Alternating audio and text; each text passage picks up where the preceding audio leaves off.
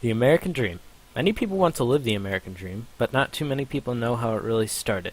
It started in the colonies. The colonies were settlements set up by the British government to claim the American lands. But with time, the colonists felt that they should have more of a say in the British government.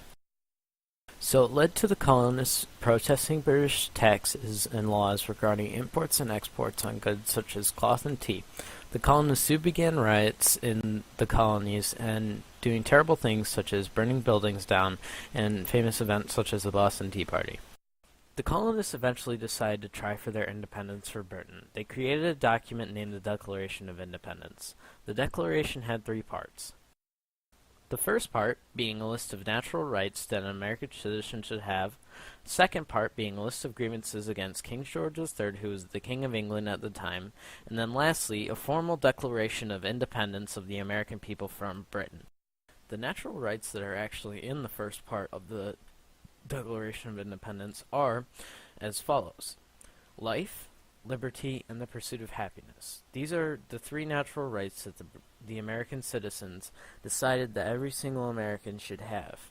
The next part was the list of grievances against the king. The list of grievances was a long list of complaints that the colonists had against the king. A couple are that he refused to use laws for the public good of the people. He always put large groups of soldiers into people's homes, and also cutting off trade with the whole world. The final part of the Declaration was basically the colonists explaining that they were going to be independent from the British people. At the end of the war, the American colonists finally gained their independence from Britain. So, once the American colonists gained their independence from Britain, they found their first government under the Articles of Confederation.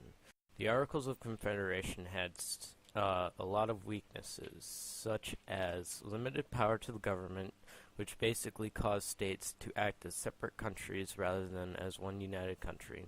Also, the government couldn't regulate trade, taxes on goods, or the printing of money. So people began to realize that their current form of government wasn't working.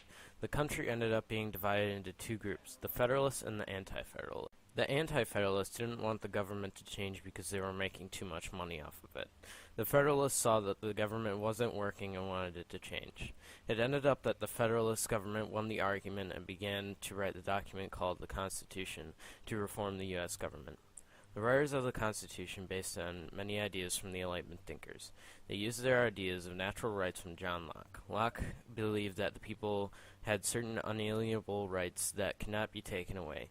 The Constitution adopted these ideas in a way to prevent certain laws from being taken away from the people. Also, they used another idea from a man called Montesquieu.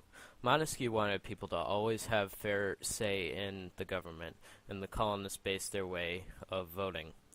It ended up that the Constitution was the best idea for the colonists at the time. Once it was put in place, it founded the groundwork for the government that we have today.